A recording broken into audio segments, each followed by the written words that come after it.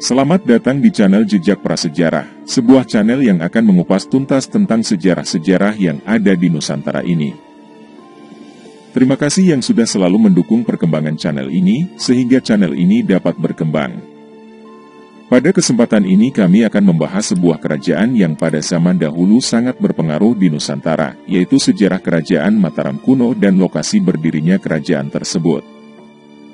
Kerajaan Mataram kuno atau sering juga disebut dengan Kerajaan Mataram Hindu atau Kerajaan Medang merupakan kerajaan penerus dari Kerajaan Kalingga di Jawa, yang diperkirakan eksis pada abad ke-8 Masehi hingga 10 Masehi.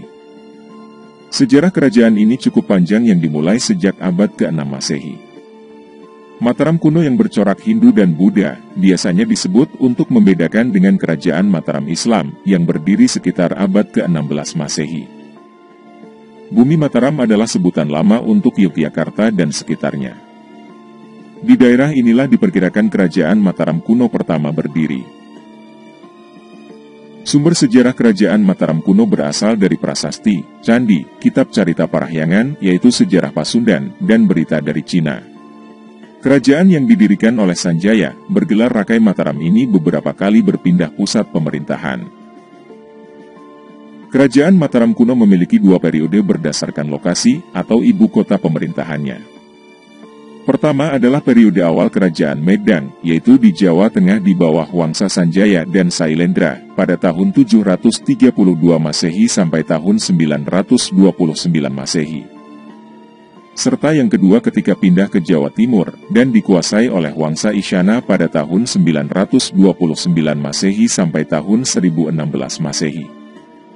Pada tahun 929 Masehi, Kerajaan Mataram kuno dipindahkan ke Jawa Timur oleh Empu Sindok.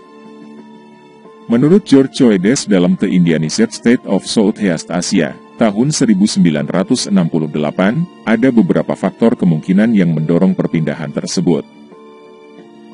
Pertama adalah faktor politik, yakni sering terjadinya perebutan kekuasaan yang berimbas terhadap terancamnya kesatuan wilayah kerajaan ini. Kedua adalah faktor bencana alam, yaitu peristiwa meletusnya Gunung Merapi. Faktor ketiga adalah adanya potensi ancaman dari kerajaan lain, termasuk serangan dari Kerajaan Sriwijaya. Sedangkan faktor keempat adalah motif keagamaan dan ekonomi, termasuk ketiadaan pelabuhan yang membuat Kerajaan Mataram kuno sulit menjalin kerjasama dengan kerajaan lain. Lokasi tepatnya pusat Kerajaan Mataram kuno periode Jawa Tengah diperkirakan berada di Bumi Mataram atau Yogyakarta pada masa awal berdirinya di bawah pemerintahan Rakai Mataram Sang Sanjaya. Kemudian, lokasi ibu kota kerajaan ini sempat berpindah-pindah, antara lain ke Mamrati pada masa Rakai Pikatan, pada era Dyah Balitung atau yang bergelar Rakai Watukura yang dipindahkan ke Pohpitu, dan sempat kembali lagi ke Bumi Mataram pada masa Dyah Wawa atau Rakai Sumba.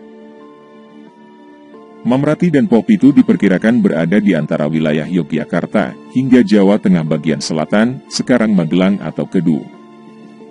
Kerajaan Mataram kuno punya banyak peninggalan yang berupa candi-candi megah, termasuk Candi Borobudur di Magelang, Candi Prambanan, Candi Kalasan, dan Candi Sewu di Yogyakarta, serta beberapa candi lainnya. Setelah dipindahkan ke Jawa Timur oleh Empu Sindok, yang kemudian bergelar Sri Maharaja Rakai Hino Sri Isana Wikramadharma Tunggadewa, yang berkuasa pada tahun 929 Masehi sampai tahun 947 Masehi. Pada masa ini Kerajaan Mataram kuno menempati pusat pemerintahan di daerah yang disebut Tamulang. Masa-masa berikutnya terjadi lagi perpindahan pusat pemerintahan Kerajaan Mataram kuno periode Jawa Timur atau era dinasti Isyana, yakni dipindahkan ke Watugaluh. Dikutip dari buku Antologi Sejarah Candi Boyolangu, tahun 2016, tulisan Lailatul Mahfudho.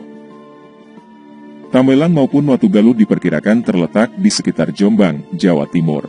Setelah Kerajaan Medang runtuh pada awal abad ke-9 Masehi. Selanjutnya muncul kerajaan-kerajaan penerus Wangsa Mataram dari Kahuripan, Jenggala, Kediri, Singhasari, Majapahit, Demak, Jipang, Giri, Kalinyamat, Pajang, hingga era Mataram Islam yang memunculkan Kasunanan Surakarta, Kasultanan Yogyakarta, Mangkunegaraan, serta Pakualaman. Kerajaan Mataram kuno terkenal dengan toleransi beragama yang kuat antara umat Hindu dengan Buddha, seperti terlihat dalam pembangunan Candi Borobudur, Candi Kalasan, Candi Prambanan, dan lainnya. Hal ini tidak terlepas dari peran para pemimpinnya yang mengajarkan toleransi. Pada masa kekuasaan Mataram kuno, raja-raja dan rakyat yang memiliki perbedaan agama merupakan hal yang biasa. Seperti antara seorang raja dengan rakyat tidak harus beragama sama. Hal ini dibuktikan oleh banyaknya sisa-sisa candi Shiva agama Hindu di sekitar Candi Borobudur yang berciri khas agama Buddha. Salah satu contohnya adalah pernikahan antara Pramodawardhani, putri Rakai Garung alias Samaratungga dari dinasti Sailendra, yang memeluk agama Buddha Mahayana, dengan Rakai Pikatan dari Wangsa Sanjaya yang beragama Hindu Shiva. Rakai Pikatan dan Maharatu Pramodawardhani bersama-sama memerintah kerajaan Mataram kuno pada periode tahun 840 Masehi sampai tahun 856 Masehi dan menghasilkan banyak candi-candi megah di wilayah Yogyakarta dan Jawa Tengah. Begitulah pembahasan singkat kali ini yang semoga bisa bermanfaat, dan silahkan tunggu pembahasan-pembahasan di video berikutnya.